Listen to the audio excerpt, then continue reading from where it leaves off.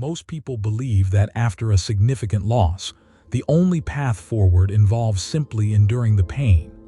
They envision a slow, arduous climb back to some semblance of normalcy, a quiet resignation to the aftermath of suffering. This perspective, while understandable, misses a profound truth about the human spirit. It's not about returning to where you were before the hardship struck. The real journey is not a mere restoration of the past, but a transformative ascent into something entirely new, something richer and more resilient than you ever imagined possible. Think about the relationships that matter most to you right now. Consider the people who stand closest to your heart, those you would trust with your very life. Were these connections forged in moments of ease and comfort, or were they solidified in the crucible of shared difficulty? The data consistently shows that individuals often underestimate their capacity to not just survive, but to thrive after experiencing profound adversity. This isn't about finding silver linings in dark clouds. It's about recognizing that the very act of navigating through immense challenge can fundamentally reshape us for the better. Many believe that healing from a deeply damaging relationship means simply forgetting or moving on as if nothing happened. They think the goal is to erase the memory, to find a way back to a state of emotional blankness before the pain began. This is a common misconception, and it's a major reason why so many struggle to truly recover and even grow. The truth is, the scars of significant emotional experiences, particularly those involving betrayal or profound disappointment in relationships, become part of our narrative. Trying to pretend they don't exist, or that they haven't changed us, is like trying to outrun your own shadow. It's an exhausting and ultimately futile endeavor. Most people approach relationship repair with the mindset of trying to mend what is broken, to patch up the holes and make it look like it was never damaged. They focus on the superficial, on what needs to be fixed so things can go back to how they were. But what if the damage revealed something far more important? What if the cracks in a relationship, the fissures caused by betrayal or misunderstanding, actually opened up pathways to deeper connection and a more authentic understanding of each other? This is where the science of post-traumatic growth offers a revolutionary perspective. Imagine two people navigating a devastating betrayal within their marriage. One partner, consumed by anger and a desire to simply erase the pain, insists on pretending the affair never happened. They try to force a return to normalcy, avoiding any discussion of the underlying issues, the unmet needs, or the deep hurt. This approach, while seemingly aimed at preservation, often leads to a fragile peace, a surface-level reconciliation that lacks true healing. The other partner, however, approaches the situation differently. They acknowledge the immense pain, the shattered trust, and the deep disappointment. Instead of solely focusing on returning to the past, they begin to explore the why behind the betrayal. They ask difficult questions about their own contributions to the relationship's imbalance, their own unexpressed needs, and the ways in which they might have inadvertently contributed to the distance that allowed the betrayal to occur. This second approach, while incredibly challenging, is where the possibility of post-traumatic growth truly lies. It's about looking at the wreckage not as an end, but as a foundation for something new. It's about understanding that the very forces that threaten to destroy the relationship can, paradoxically, become the catalysts for its profound strengthening and deepening. This phenomenon, the capacity for individuals to experience significant positive psychological change following highly challenging life circumstances, was meticulously studied and documented by researchers Richard Tedeschi and Lawrence Calhoun at the University of North Carolina. They didn't just observe this, they gave it a name: post-traumatic growth. Their work began with a simple observation, that after experiencing overwhelming adversity, many people didn't just bounce back, they bounced forward. They didn't simply return to their previous level of functioning. They often emerged with a heightened sense of purpose, deeper relationships, and a profound appreciation for life. In one of their key studies, they examined survivors of cancer. The results were striking. A significant percentage, ranging from 30 to 70%, reported not just surviving the illness, but experiencing profound positive changes in their lives. These weren't minor adjustments. These were fundamental shifts in their mental framework. They spoke of developing deeper, more meaningful relationships with loved ones. They discovered an enhanced appreciation for their daily existence, finding joy and gratitude in things they once overlooked. Perhaps most remarkably, many identified previously unknown strengths within themselves, a resilience and fortitude they never knew they possessed until they were tested to their absolute limits. This isn't about minimizing the suffering. The pain is real, the loss is profound. But the human capacity for adaptation and growth in the face of such immense pressure is equally real and, frankly, astonishing. Consider the story of Viktor Frankl, an Austrian neurologist and psychiatrist who endured unimaginable suffering as a prisoner in the Nazi concentration camps during World War II. He lost his wife, his parents, and his brother in the camps. His physical and emotional torment was beyond comprehension. Yet, even in the depths of that despair, Frankl observed something crucial. He noticed that those prisoners who held onto a sense of meaning or purpose, those who had something to live for beyond their immediate survival, were the ones who were more likely to endure. They found ways to connect with their inner selves, to remember loved ones, or to envision a future purpose, however distant. This profound insight formed the basis of his seminal work, Man's Search for Meaning.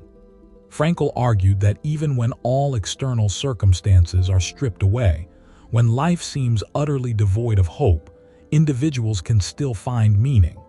And it is this search for meaning, this clinging to a purpose, that can provide the strength to persevere through the darkest of times. Frankl's experience and subsequent work directly illustrate the principles of post-traumatic growth. He didn't just survive Auschwitz. He emerged with a profound understanding of human resilience and the transformative power of finding meaning, even in the face of overwhelming suffering. His story is a testament to the fact that growth isn't just possible after trauma. It can be an intrinsic part of the human response.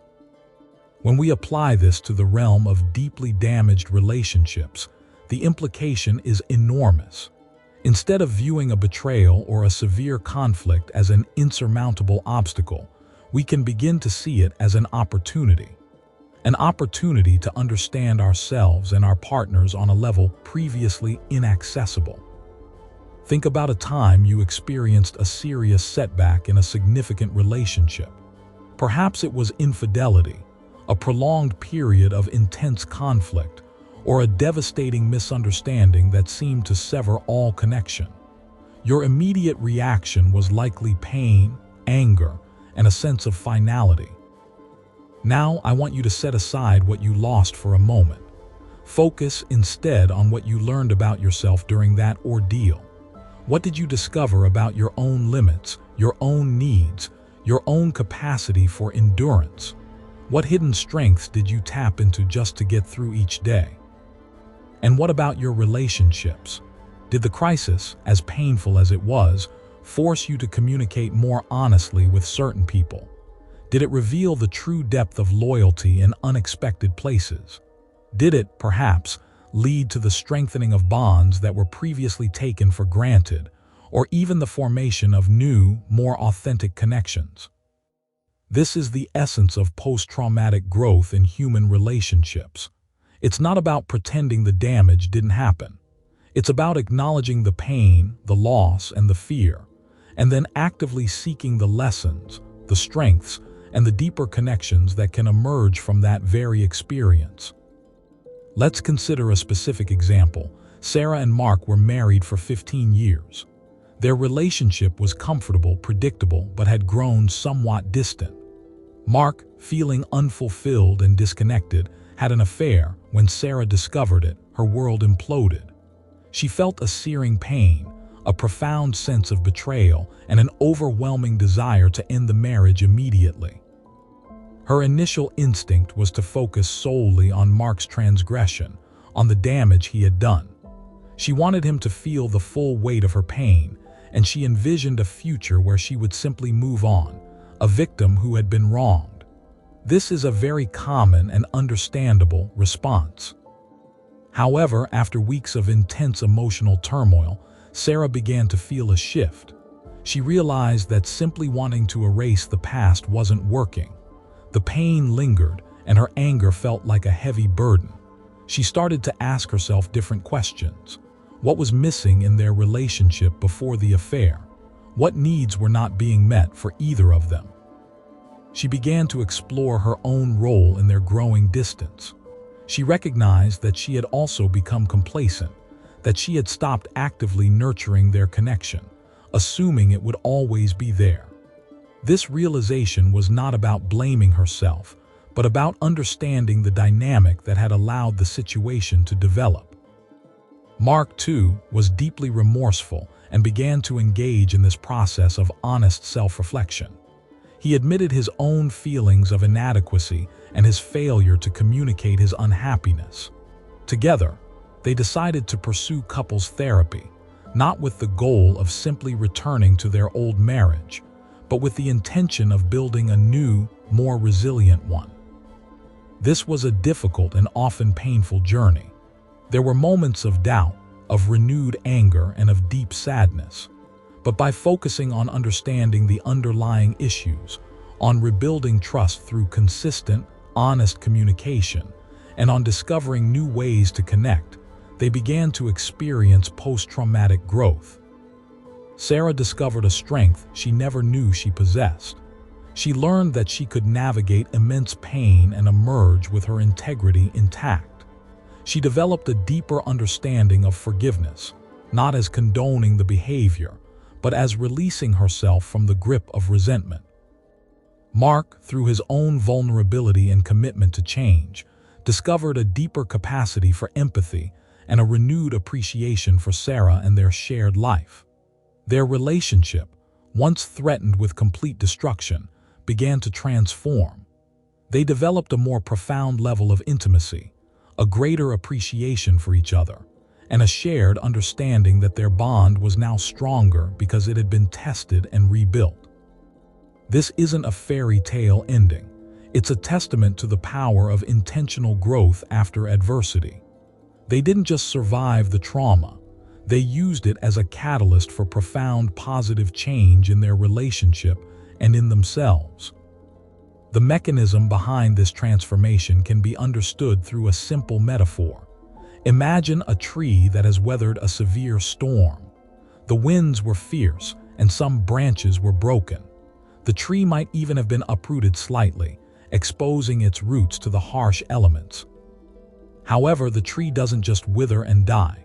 In fact, the stress of the storm can stimulate the tree to grow stronger roots, anchoring it more firmly into the earth. New growth may emerge from the broken branches, perhaps in unexpected but beautiful ways.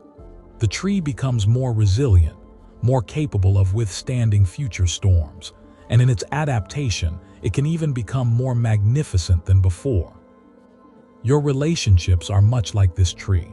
The storms of life, the betrayals, the conflicts, the profound disappointments are the fierce winds and the exposed roots. The damage is real and it hurts, but within that experience lies the potential for stronger foundations, for new and unexpected growth, and for a deeper, more resilient connection. So, returning to that powerful question, were the connections that matter most to you forged in moments of ease or in the crucible of shared difficulty? The evidence suggests that the deepest, most enduring human bonds are often those that have been tested, those that have weathered storms together. The paradox of post-traumatic growth in relationships is this: the very experiences that threaten to tear us apart are often the catalysts for our most profound growth and connection. We don't become stronger by avoiding challenges. We become stronger by facing them, by learning from them, and by actively choosing to grow through them. Now, let's talk about the common mistakes people make when trying to repair a seriously damaged relationship. Mistakes that prevent them from experiencing this transformative growth. The first mistake is the desire to simply forget and move on, to erase the painful memories as if they never happened. This is like trying to build a house on a foundation of sand. The unresolved issues will always linger beneath the surface, ready to resurface and cause further damage. You cannot heal what you do not acknowledge. The second mistake is focusing solely on the other person's wrongdoing. While it's crucial to acknowledge the harm done, dwelling exclusively on the other's fault prevents you from examining your own role in the dynamic. Relationships are a shared space, and growth requires introspection from all parties involved. Blame is a dead end. Understanding is the pathway. The third mistake is expecting a quick fix or an immediate return to normalcy. True healing and growth take time, effort, and consistent commitment. There will be setbacks, moments of doubt, and periods of intense emotional pain. Rushing the process or becoming discouraged by slow progress will sabotage the potential for deep, lasting transformation. So, how do you move beyond these mistakes and cultivate post-traumatic growth in your relationships? The process is not about a list of steps, but about a fundamental shift in your mental framework. It's about embracing a new perspective on adversity. First, you must commit to acknowledging the reality of the situation without getting lost in the pain. This means accepting that the damage occurred, that trust may be broken, and that things will not be the same as they were before. This acceptance is not resignation. It is the necessary first step towards rebuilding. Second, engage in honest self-reflection. Ask yourself the difficult questions. What was my part in this dynamic?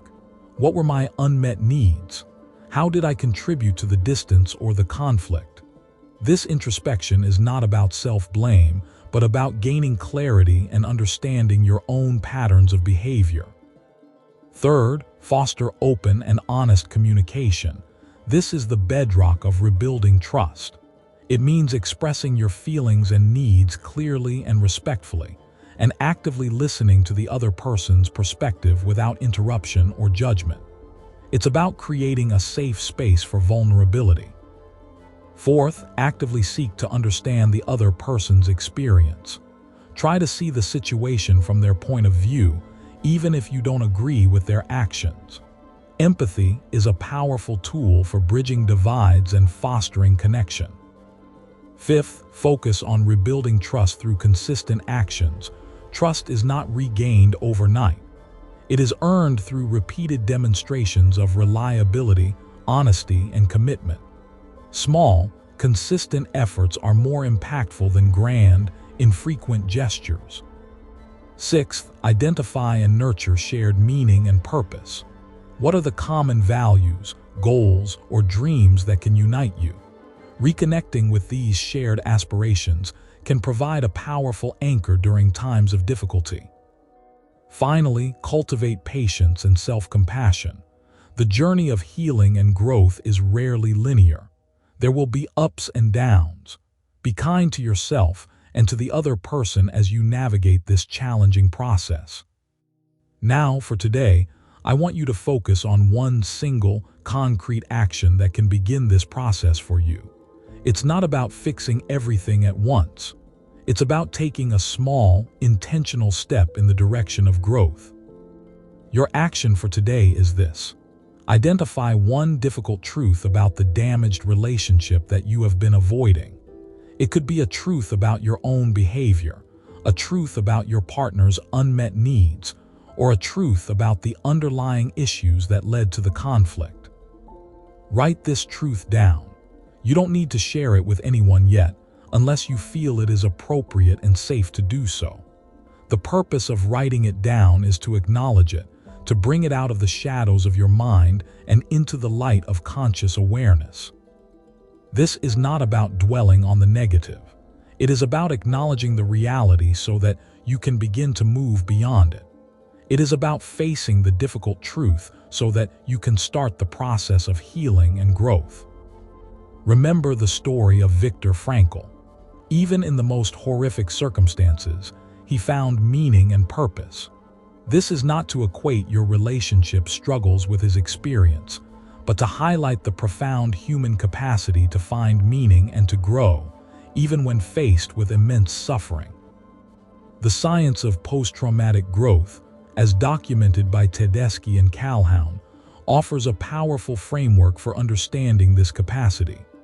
It suggests that adversity, while painful, can be a fertile ground for positive change.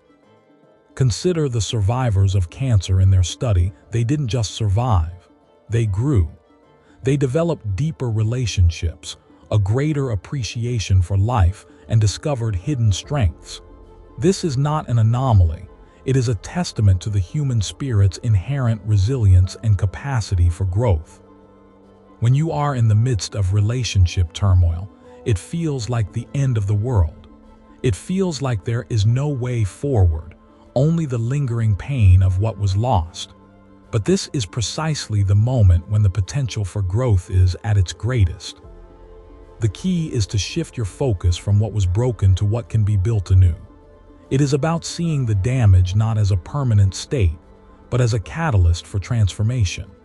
It is about understanding that the very forces that threaten to destroy your connection can, paradoxically, be the architects of a stronger, more authentic bond. Think about it this way. A sculptor doesn't start with a perfect, finished statue. They start with a raw block of stone, full of imperfections, full of potential. The sculptor then chips away, carefully removing the excess, revealing the form that lies within. The process is often messy, and it requires skill and vision. Your damaged relationship is like that raw block of stone. The pain, the betrayal, the conflict, these are the imperfections, the excess material. Your task, and the task of anyone involved, is to become the sculptor. It requires a willingness to chip away at the difficult truths, to expose the underlying issues, and to reveal the stronger, more authentic form of connection that lies beneath. This is not about pretending the pain doesn't exist. It is about using the energy of that pain, the lessons learned from it, to sculpt something new and beautiful. It is about understanding that the cracks and fissures, when approached with intention and honesty, can become the very places where deeper connection is forged. The research by Tedeschi and Calhoun highlights that this growth is not automatic. It requires a conscious effort, a deliberate shift in perspective. It demands that we engage with our experiences rather than simply endure them. When you face a significant relationship challenge, your initial impulse might be to protect yourself, to withdraw, to build walls. This is a natural survival instinct. However, to experience post-traumatic growth, you must be willing to lower those walls, to be vulnerable, and to engage with the difficult emotions and truths that arise. This is where the concept of meaning-making becomes crucial. It's the process of interpreting events and experiences in a way that makes sense of them and integrates them into our understanding of ourselves and the world. After a traumatic event, our existing framework of understanding can be shattered. Post-traumatic growth involves constructing a new, more robust framework that incorporates the experience of adversity. For example, a person who experiences a severe betrayal might initially see the world as a dangerous and untrustworthy place. However, through a process of meaning-making, they might come to understand that while some people can be untrustworthy, their own capacity for discernment and resilience has increased. They might also come to appreciate the loyalty of those who remain steadfast. This doesn't mean the pain disappears, but it is reframed. It becomes a part of your story, a source of wisdom, rather than a wound that festers. So, as you consider your own situation, ask yourself, what is the story you are telling yourself about this damaged relationship? Is it a story of victimhood and despair? Or is it a story of resilience and potential growth? The choice of narrative is powerful. It shapes your emotions, your actions, and ultimately the outcome of your experience. The science is clear. People have an extraordinary capacity to adapt and grow, even in the face of profound loss and suffering. This is not about minimizing the pain, but about recognizing the inherent strength and potential that resides within each of us. Your action today, writing down that difficult truth, is a small step, but it is a significant one.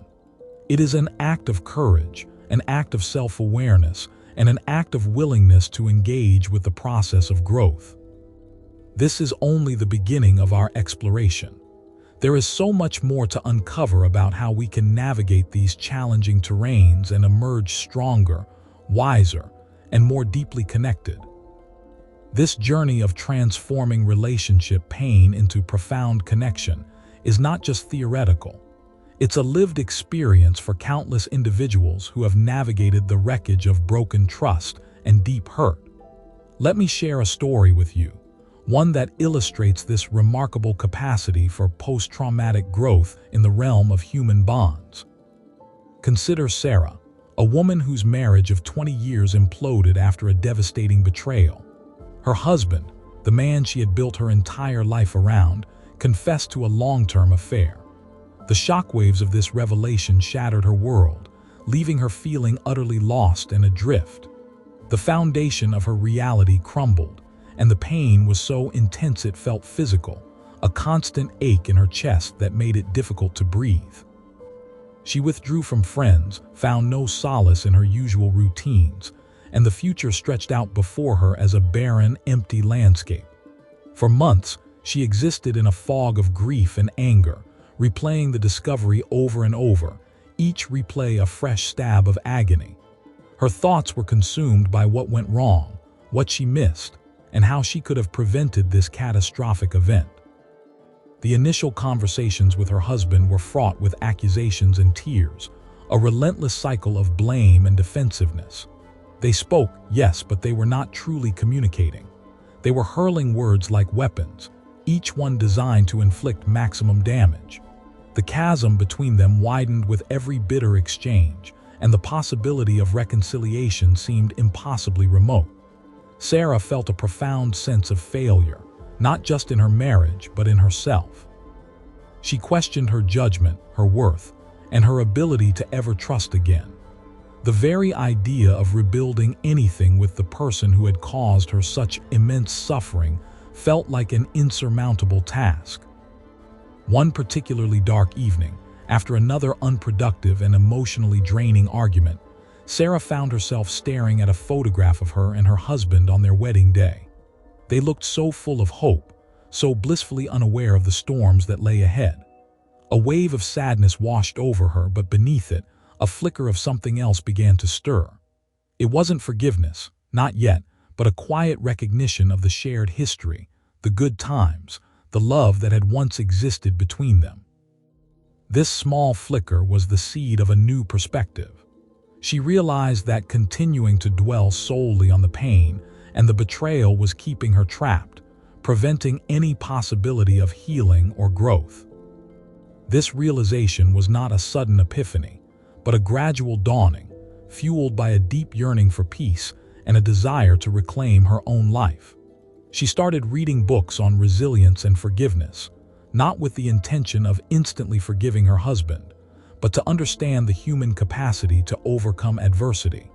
She learned about the concept of post-traumatic growth, the idea that significant hardship can lead to profound personal transformation. This resonated deeply with her, offering a glimmer of hope in the overwhelming darkness. Sarah made a conscious, deliberate decision. Instead of focusing solely on her husband's actions, she began to focus on her own response. She decided to approach the situation not as a victim, but as someone who had the power to shape her own recovery and potentially the future of her relationship. This was a monumental shift. It required immense courage to turn inward when all her instincts screamed to lash out. She started journaling, not just about her pain, but about her feelings, her fears, and her evolving understanding of herself. She began to identify the patterns in their relationship that had contributed to the breakdown, not to assign blame but to learn. She recognized her own tendencies to avoid conflict, to prioritize her husband's needs above her own, and to suppress her own desires. These were not weaknesses, she realized, but areas where she had unconsciously neglected herself. With this newfound self-awareness, Sarah initiated a different kind of conversation with her husband. She spoke about her feelings, her hurt, and her needs, but she did so calmly, without accusation. She also began to share her insights about their relationship dynamics, the patterns she had observed, and the changes she believed were necessary for any future to exist. This was incredibly difficult. It meant exposing her own vulnerabilities and confronting uncomfortable truths about her role in the marriage's decline. Her husband, initially defensive, began to respond differently to this new approach. Sarah's calm demeanor and her willingness to engage in honest, albeit painful, self-reflection created a space for him to do the same. He began to express his own regrets, his own struggles, and his own desire to understand what had happened. It was a slow, arduous process. There were setbacks, moments of renewed anger and despair, but Sarah held firm to her commitment to growth. The measurable result of Sarah's transformation was not an immediate reconciliation, but a profound shift in the dynamic between them. The accusatory shouting matches gave way to hesitant, but honest, conversations. The chasm between them, while still present, began to narrow. She discovered a strength within herself she never knew she possessed, a resilience that allowed her to face her deepest fears and emerge with a clearer understanding of her own needs and desires. She learned to set boundaries, to articulate her expectations, and to advocate for herself. This process of rebuilding the relationship was like tending to a garden that had been ravaged by a storm. The initial damage was severe, the soil churned up and exposed. But with careful cultivation, with the removal of debris and the introduction of new nutrients, life began to return. Sarah didn't try to pretend the storm hadn't happened. She acknowledged the damage, the broken branches, the uprooted plants. But she also focused on nurturing what remained, on encouraging new growth, and on creating an environment where something beautiful could flourish again. The scientific mechanism behind this transformation involves the brain's remarkable plasticity. When we experience trauma, especially relational trauma, our brains are flooded with stress hormones like cortisol. These hormones can lead to a state of hypervigilance, making it difficult to think clearly and fostering a sense of constant threat. The amygdala, the brain's alarm system, becomes overactive, while the prefrontal cortex, responsible for executive functions like decision-making and emotional regulation, can be temporarily suppressed. This is why, in the immediate aftermath of a betrayal, our thoughts can become fragmented and our emotions overwhelming. However, the brain is not a static entity. Through conscious effort and repeated practice, we can rewire these neural pathways. When Sarah chose to focus on her response, to engage in meaning-making and self-reflection, she was actively engaging her prefrontal cortex. She was deliberately choosing to override the brain's initial threat response. Each time she chose to respond with calm instead of anger, each time she articulated her needs instead of suppressing them, she was strengthening the neural connections associated with emotional regulation and thoughtful communication. Think of it like this. Imagine your brain is a vast, interconnected forest. When trauma strikes, it's like a wildfire sweeping through, leaving behind scorched earth and broken trees. The natural inclination is to flee from the charred landscape, to avoid it at all costs. But this is where the magic of post-traumatic growth happens. Instead of abandoning the forest, you decide to become a forest ranger. You don't deny the fire happened, you acknowledge the damage. But you then begin the painstaking work of clearing away the debris, planting new saplings, and creating new paths. This new approach is like creating new trails through the burned-out forest.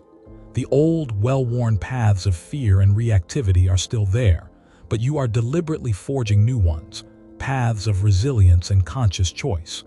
The more you travel these new paths, the stronger they become.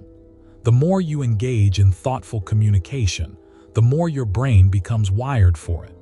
The more you practice self-compassion, the more you build that inner resilience. This active engagement with your experience, this deliberate cultivation of new neural pathways, is the engine of post-traumatic growth. It's not about erasing the past, but about building a more robust and resilient future on the foundations of what you have learned. Now here's where things get truly interesting, a twist that often surprises people. The unexpected outcome of Sarah's journey was not just that she managed to salvage her marriage, but that her relationship, once repaired, became stronger and more intimate than it had ever been before the betrayal. This might seem counterintuitive, even paradoxical. How can something broken become stronger than it was before? The answer lies in the depth of understanding that emerged from the ashes. The trauma of the betrayal forced both Sarah and her husband to confront their deepest fears and insecurities. They had to dismantle the old, perhaps superficial, foundations of their marriage and rebuild from the ground up, this time with a shared commitment to radical honesty and vulnerability. They had to learn to communicate in ways they never had before, to express needs and fears that had been previously unspoken. This forced intimacy, born out of profound pain, created a bond that was far more resilient and authentic. The paradox is this: the very event that threatened to destroy their relationship became the catalyst for its deepest transformation. It was the crisis, the breaking point, that forced them to confront the underlying issues that had been festering beneath the surface for years. Without that shattering experience, they might have continued to drift apart, their connection slowly eroding without either of them fully realizing it. The pain, in essence, cleared the ground for something far more substantial to grow. This challenges the common perception that deep damage is always irreparable. While some relationships may indeed reach a point where they cannot be salvaged, the potential for profound growth and even a deeper connection exists in many situations where we might initially assume otherwise. It's not about ignoring the damage, but about understanding that the cracks themselves can become conduits for a richer, more authentic bond, if approached with intention and courage. So, as you reflect on your own challenging relationships, consider this. What if the very thing that feels like an insurmountable obstacle could, in fact, be the fertile ground for your greatest growth? What if the pain you are experiencing is not an end, but a difficult, painful, yet ultimately transformative beginning? The unanswered question that lingers is not whether growth is possible, but how each of us can actively cultivate that growth within ourselves and within our most important connections, even when the wounds feel deep and raw. The journey ahead is one of uncovering that capacity within you. This is where we move from the theoretical to the tangible, from the abstract concept of post-traumatic growth to the very real, often messy, process of applying it to human connection. Imagine, if you will, a man named David. David was a craftsman, his hands skilled in shaping wood into beautiful furniture, but his heart had been shaped by a different kind of crisis. His marriage, once a source of comfort and companionship, had been fractured by a series of betrayals, not just by his wife, but by his own past actions and inactions. He had been distant, consumed by work and an unspoken personal struggle he'd kept hidden for years. The discovery of his wife's infidelity was a shattering blow, a moment where the carefully constructed facade of his life crumbled into dust. For months, David was lost in a fog of anger, shame, and profound sadness. He saw their shared history as tainted, their future as irrevocably broken. The thought of reconciliation seemed not only impossible but also deeply unappealing. He envisioned a future alone, perhaps finding a simpler peace without the complexity of a damaged bond. He considered divorce, the clean break that seemed so tempting in its finality. It was a path that promised an end to the agonizing pain, a way to escape the constant reminder of his failures and his wife's perceived transgressions. But something within David resisted that easy out. It wasn't a sudden epiphany, but a slow, persistent whisper that grew louder with each passing day. He remembered the laughter they once shared, the quiet understanding that had existed before the storm. He thought about the shared dreams, the life they had painstakingly built together, brick by brick. He realized that the pain of separation, while different, would likely be just as profound as the pain he was currently enduring. He began to question if running away was truly the answer, or just a temporary evasion of a deeper challenge. This internal debate became a silent war within him. He'd spend hours staring at his hands, hands that could mend broken wood, wondering if they could also mend a broken heart, a broken trust. The decision to try and repair their relationship was not born out of a lack of options, but from a conscious, courageous choice to confront the damage head-on. It was a choice that flew in the face of his initial instinct to retreat. He decided to stop focusing on the immediate pain and instead look for the possibility of something more, something that might emerge from the wreckage. His first concrete step was to admit his own role in the erosion of their marriage. This was a monumental undertaking for David, a man who prided himself on his stoicism and self-reliance. He had to acknowledge his emotional withdrawal, his communication failures, and the personal demons he had allowed to fester unchecked. This admission was not a plea for forgiveness, but a foundation for genuine dialogue. He understood that he could not expect his wife to be vulnerable if he was not willing to be equally open about his own shortcomings. He then initiated a series of conversations, not in the heat of anger, but in moments of calm, often late at night after their children were asleep. He didn't demand explanations or lay blame. Instead, he asked open-ended questions, seeking to understand his wife's perspective, her pain, her unmet needs. He listened, truly listened, without interrupting or formulating his defense. He learned about her loneliness, her feeling of being unseen and unheard in their marriage. He discovered that her infidelity, while a devastating act, was also a symptom of a deeper disconnect that had been growing for years. The measurable result of this shift in approach was subtle at first but significant. The constant tension that had permeated their home began to dissipate, replaced by a fragile sense of cautious curiosity. His wife, sensing a genuine desire for understanding rather than condemnation, slowly began to reciprocate. She started sharing her own fears and regrets, her own sense of loss.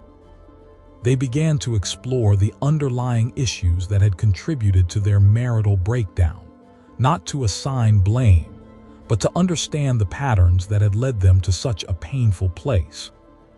This process of deconstruction and reconstruction was arduous.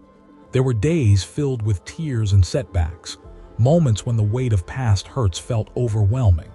But David and his wife persevered, guided by a shared commitment to rebuilding something meaningful. They sought professional guidance, not as a last resort, but as a tool to navigate the complex terrain of their emotions and communication. They learned new ways to express their needs, to offer comfort, and to forgive not just their partner but themselves. Now, let's delve into the fascinating mechanism behind this kind of transformation. Think of the human brain, especially when dealing with intense emotional experiences like a dense forest. When a traumatic event occurs, it's like a wildfire sweeping through that forest. The familiar paths, the well-trodden routes of thought and behavior, are scorched and destroyed. The trees that represented old beliefs and habitual responses are burned to the ground. In the immediate aftermath, the forest is a landscape of ash and desolation. It feels like nothing can ever grow there again. This is the initial shock, the feeling of being completely overwhelmed and broken. The brain, in its attempt to protect itself, can shut down or go into survival mode, making it incredibly difficult to think clearly or make rational decisions. The pathways that led to connection and trust are disrupted. However, here's where the power of conscious choice and deliberate effort comes into play. When David decided to actively engage with his pain and his relationship, he wasn't just waiting for the forest to regrow on its own. He was like a determined gardener, bringing in new seeds and carefully tending the scorched earth. He was deliberately planting new saplings, not the same kind of trees that had burned, but species that were more resilient, more adaptable. Each act of vulnerability, each honest conversation, each moment of empathy was like watering those new seeds. Each time David chose understanding over anger, he was nurturing a tiny sprout of a new neural pathway. Each time his wife responded with openness instead of defensiveness, another sprout emerged. These new pathways are not as wide or as well established as the old ones initially, but they are being grown with intention and care. The metaphor I want to offer you, something I believe captures this process uniquely, is that of a river carving a new canyon. Imagine a mighty river flowing for centuries along a familiar course. This is your established mental framework, your ingrained patterns of behavior. Then a catastrophic earthquake occurs, a massive geological shift. The old riverbed is blocked, rendered impassable. The water, blocked and frustrated, pools and rises. This is the overwhelming feeling of trauma, the sense of being stuck. But the water, relentless and under pressure, begins to seek a new path. It starts to seep and trickle through the rock, finding tiny fissures, almost imperceptible weaknesses. At first, it's just a small stream, barely noticeable. This is David's initial decision to try, his first tentative steps toward communication. The water is not yet powerful, but it has found a direction. As the water continues to flow, it begins to widen those fissures. It erodes the rock slowly but surely. Each drop of water, each moment of effort contributes to the widening of the channel. This is the ongoing work of rebuilding trust and understanding. The more the water flows, the deeper and wider the canyon becomes. This is the creation of new neural pathways, new ways of thinking, feeling, and relating.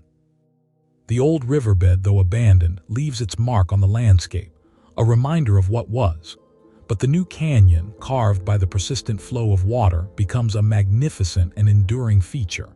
It is a testament to adaptation and resilience. The water has not simply returned to its old course. It has forged a new and in many ways more impressive path. The canyon is not just a scar.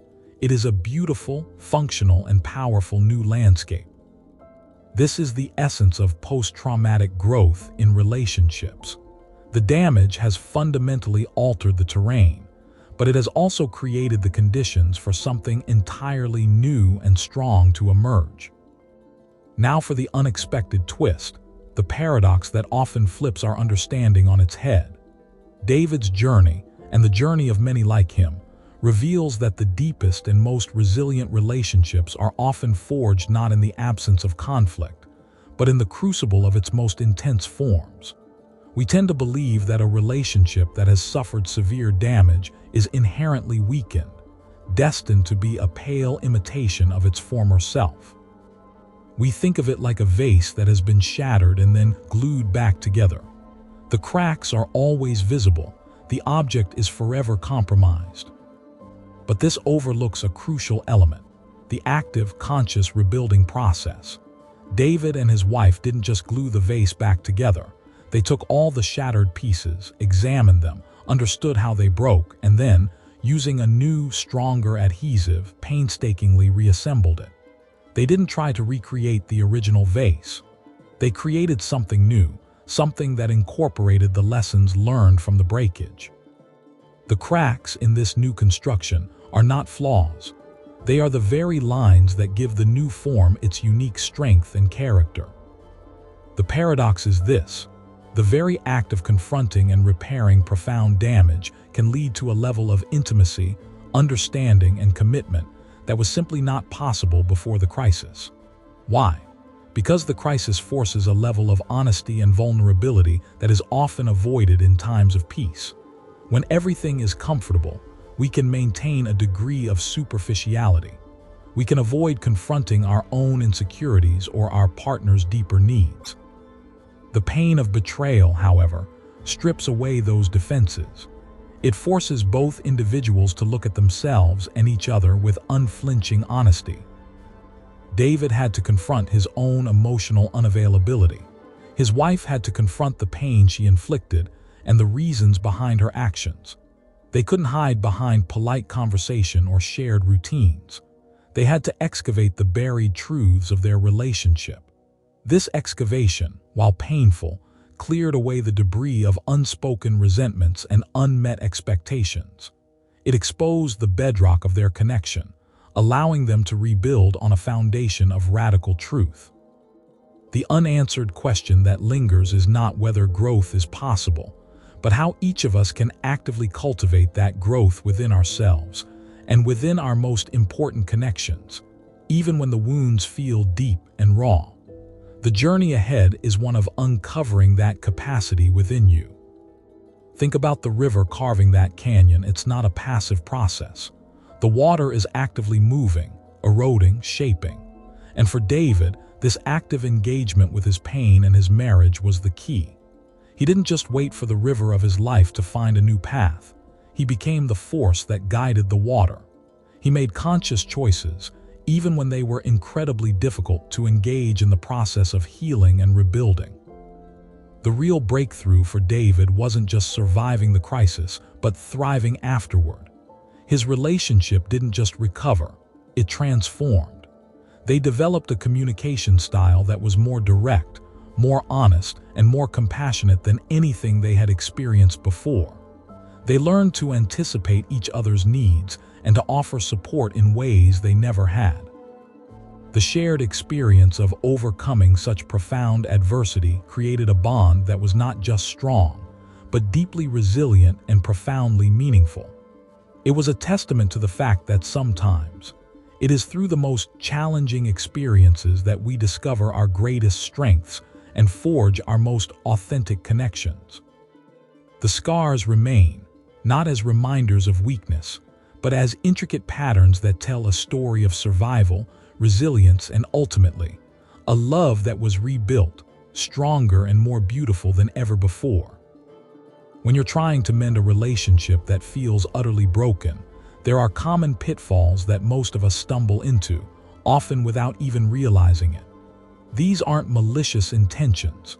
They're usually born from a place of pain, fear, or a desperate desire to fix things quickly. Recognizing these patterns in yourself is the first, and perhaps most difficult, step toward genuine repair. One of the biggest mistakes people make is the assumption that time alone will heal the wounds. We think if we just give it enough space, if we avoid the difficult conversations, the hurt will magically fade away. This approach is like hoping a deep cut will close on its own without any cleaning or stitching. It might eventually scab over, but it will likely leave a more prominent scar and be prone to infection. In relationships, this avoidance allows resentment to fester, misunderstandings to solidify into concrete beliefs, and the emotional distance to widen until it feels insurmountable. You might be going through the motions of being together, but the real connection has withered on the vine. Another equally damaging error is the tendency to focus solely on what the other person needs to change.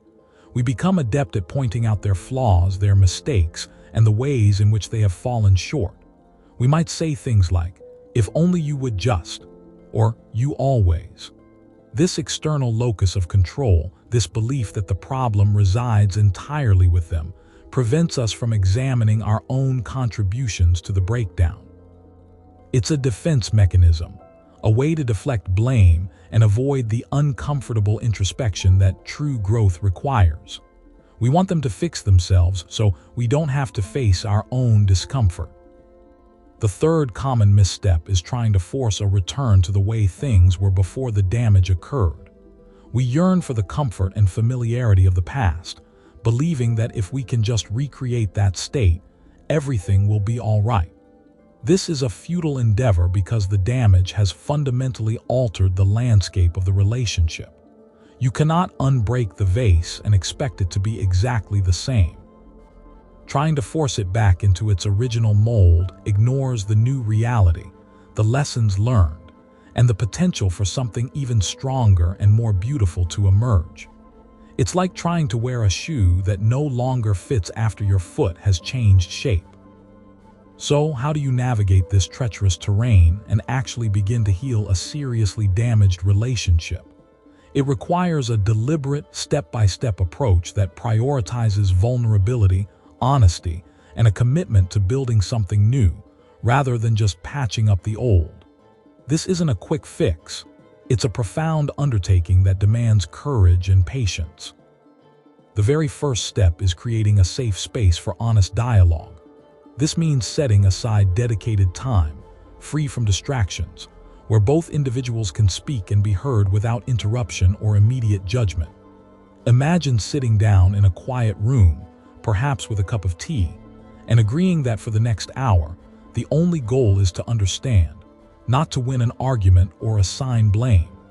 It's about creating an atmosphere where vulnerability is not only accepted but actively encouraged. Within this safe space, the next crucial action is radical self-inquiry. This involves looking inward with unflinching honesty and asking yourself, what was my role in this breakdown? It's not about dwelling on guilt, but about understanding your patterns, your triggers, and the ways in which your actions or inactions may have contributed to the pain. This might feel incredibly uncomfortable, like peeling back a scab to expose an open wound. You might need to acknowledge moments where you shut down, where you reacted defensively, or where you failed to communicate your needs effectively.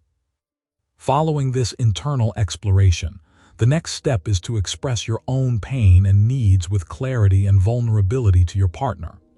This is not about making accusations, but about sharing your experience. Instead of saying, "You always make me feel ignored," you might say, "When X happened, I felt a deep sense of loneliness and a fear that I wasn't important to you." The focus is on your internal emotional landscape, using I statements to convey your truth without making the other person feel attacked. This allows them to hear your hurt without immediately resorting to defensiveness. Simultaneously, you must cultivate the skill of active, empathetic listening. This means truly hearing what your partner is saying, not just waiting for your turn to speak. It involves trying to understand their perspective, even if it differs vastly from your own. You might reflect back what you've heard, saying, "So, if I understand correctly, you felt overwhelmed and unsupported when I was working late every night. Is that right?" This validation, this acknowledgement of their feelings, is incredibly powerful in dissolving walls and building bridges. It shows them that you are committed to understanding their reality. As you both share your truths and listen with empathy, the next step is to collaboratively identify the unmet needs that contributed to the damage. These are often the underlying currents that drive conflict. Perhaps one person needed more emotional connection, while the other craved more independence. Recognizing these fundamental needs and understanding how they were not being met provides a roadmap for rebuilding. It's like discovering the blueprints of the original structure and realizing where the foundation was weak. Once these unmet needs are identified, the focus shifts to creating concrete, actionable commitments to meet those needs moving forward. This isn't about vague promises, it's about specific behaviors. If emotional connection was lacking, a commitment might be, "We will have a 20-minute check-in conversation every evening before bed without phones," or "We will schedule one dedicated date night each week." These are tangible actions that demonstrate a shared commitment to change. The process also involves developing new coping mechanisms for conflict. Instead of resorting to shouting matches or silent treatment, you might agree on a signal that indicates one or both of you is becoming overwhelmed and that you need to take a timeout. This pause allows for de-escalation and a calmer return to the conversation later. It's about learning to navigate disagreements constructively rather than destructively.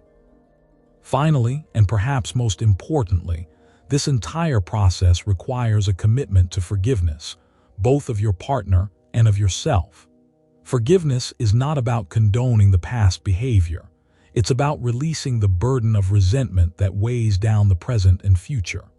It's about recognizing that everyone makes mistakes and that holding on to anger only serves to perpetuate the pain. This can be a long and arduous journey, but it is essential for genuine healing and for the creation of a truly resilient bond. Let me share a couple of quick examples of how this approach can yield remarkable results. I worked with a couple, Sarah and Mark, whose marriage was on the brink of collapse after a significant financial betrayal on Mark's part. Sarah felt utterly devastated and distrustful, and Mark was consumed by shame and guilt. For months, they lived in a state of icy silence and passive aggression. They decided to try this structured approach to rebuilding. Sarah began by articulating the profound sense of insecurity and fear the betrayal had unleashed, focusing on her feelings rather than accusing Mark directly. Mark, in turn, went through a period of intense self-reflection, acknowledging his impulsive decisions and the deep-seated need for validation that had driven them. He shared his remorse with raw honesty, not as an excuse, but as an explanation of his internal state. They then identified their core unmet needs. Sarah needed consistent reassurance of Mark's commitment and integrity, and Mark needed to feel trusted and valued for his efforts, not just his financial success. Their concrete commitments included weekly budget meetings where Mark transparently shared all financial information, and Sarah actively participated in decision-making. They also committed to daily 15-minute conversations, where they focused on appreciating each other's contributions to the relationship, both big and small. The measurable results were striking. Within 6 months, their communication had transformed from strained silence to open and supportive dialogue. Sarah reported feeling a growing sense of security, and Mark began to rebuild his self-esteem through genuine partnership rather than reckless behavior. Their financial situation stabilized, and more importantly, their emotional intimacy deepened significantly. The crisis, while devastating, had forced them to confront issues they had long ignored, leading to a stronger, more transparent, and more resilient partnership. Another example is that of a father and his adult daughter, Emily and Robert. Their relationship had been severely damaged by years of unspoken resentments and a fundamental misunderstanding of each other's intentions, exacerbated by Robert's critical nature and Emily's withdrawal. Emily felt constantly judged, and Robert felt unappreciated and rejected by his daughter. They decided to embark on a journey of reconciliation. Emily began by expressing the deep hurt caused by her father's constant criticism, focusing on how it made her feel inadequate and unloved. She spoke about the dreams she had suppressed because she feared his disapproval. Robert, for his part, engaged in a profound period of introspection, recognizing how his own insecurities and a misguided attempt to prepare Emily for a harsh world had manifested as criticism. He acknowledged that his desire to protect her had inadvertently pushed her away. Their unmet needs were clear. Emily needed unconditional acceptance and validation of her choices, and Robert needed to feel that his love was being received and that his daughter valued his support, even if it was expressed differently. Their concrete commitments involved Robert making a conscious effort to ask open-ended questions about Emily's life and dreams, and to respond with curiosity and encouragement rather than judgment. Emily committed to initiating contact more regularly and to sharing her successes and challenges with him, trusting that his intentions, though sometimes poorly expressed, were rooted in love. The impact was transformative. Robert began to see Emily not as a project to be perfected, but as a capable individual he could admire and support. Emily, in turn, started to see her father's intentions behind his words, recognizing the love that was always there, buried beneath layers of his own defensiveness. Their relationship evolved from one of strained obligation to one of genuine warmth and mutual respect. They discovered a shared appreciation for each other's strengths, and the once impenetrable wall between them crumbled, replaced by open communication and a deep sense of familial connection. Now you might be thinking, this sounds like a lot. Where do I even begin? The answer is to take one single, concrete action today. Not tomorrow, not next week, but right now. Your action today is this. Identify one specific instance in the past week where you felt a disconnect or a hurt in one of your important relationships. Write down, just for yourself, how that situation made you feel using I statements. For example, I felt frustrated when, or I felt misunderstood when. Do not analyze it, do not try to fix it, just write down your feeling. This simple act of acknowledging your own emotional experience is the first, quiet whisper of the honest dialogue that can begin to mend what is broken. It's a small seed planted today that can grow into a forest of understanding tomorrow. The journey of repairing a deeply damaged relationship is not about erasing the past, but about learning to live with its echoes in a way that creates a more beautiful, more resilient future. It's about acknowledging the cracks, not as signs of failure, but as the very lines that will hold the new, stronger form of your connection. You have the capacity to transform pain into purpose and distance into deep, abiding intimacy. The path forward begins with a single, honest word spoken from your heart.